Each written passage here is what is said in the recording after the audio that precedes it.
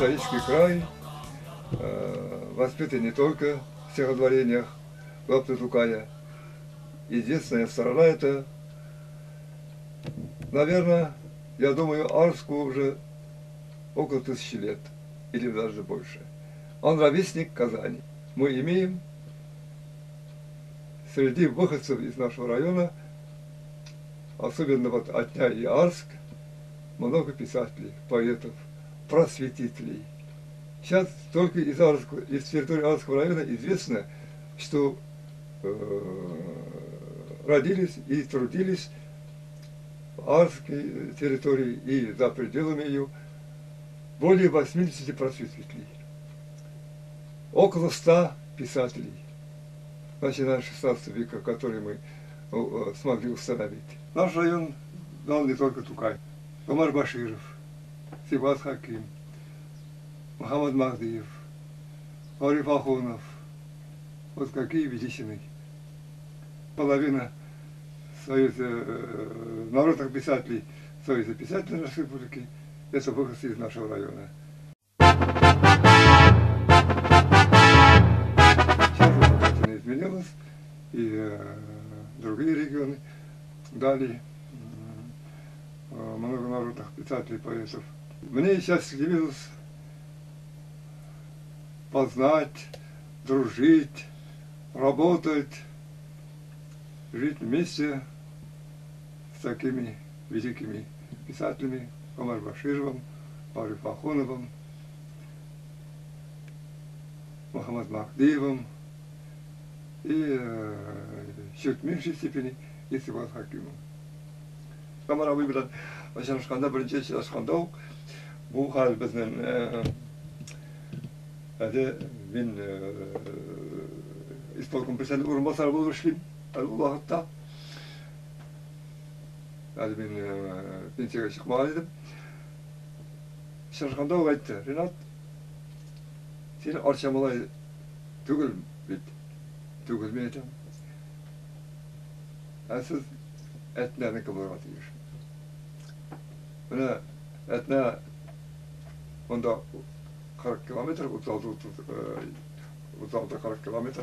Әтнә арчадан менә шушы ике поселение арасында безнең халыкның сөйләү рәвешендә берничә генә нечкә шундый үзенчәлекләр бар, шуны сизеп алды. И ул аны һәрвакыт әйтә инде. Ләкин аның бит мөһим безнең өчен аның шул кадәр колагы эләктереп алуы, ул яшьтә булуга карамастан. Удивлял его, он такой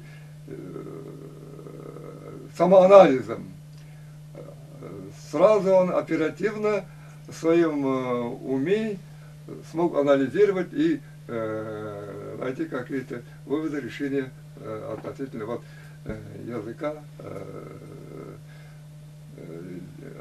изменениях, тонкостях наречий отнецев и арчан. Вот это очень удивляло.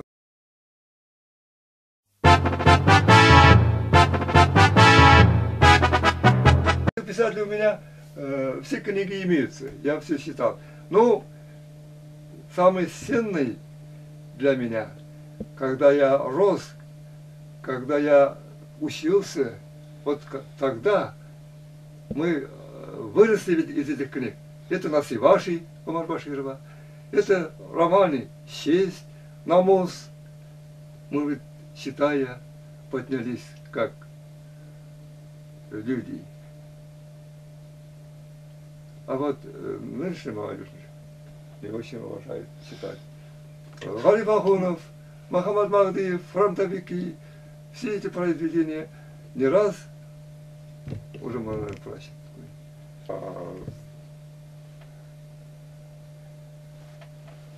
Вот сейчас вспоминается вот что.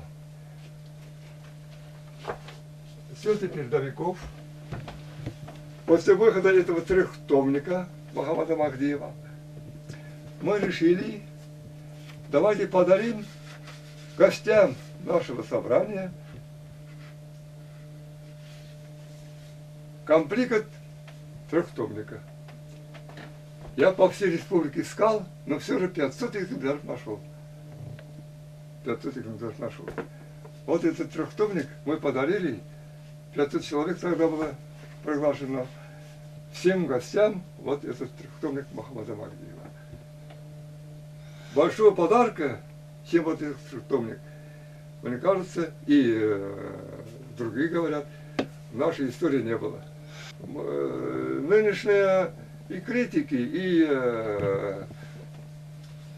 молодежь не любит, когда писатели пишут о производстве, о работниках сельского хозяйства.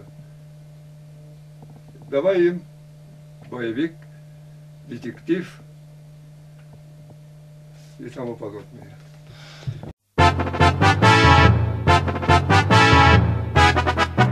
В 1996 году выпустили книгу об истории Арского района. Потом 10 лет у нас было затишье. В 2005 году мы выпустили, в основном это авторы я и Акзам Пайдрахманов. У нас журналист, арский парень, хороший. Это называлось «Бик Тухай Ватана Тирарча».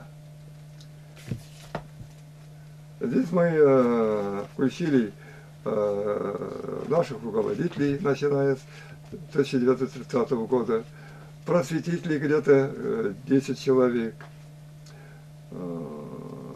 писателей, народных, деятелей искусств, передовиков производства.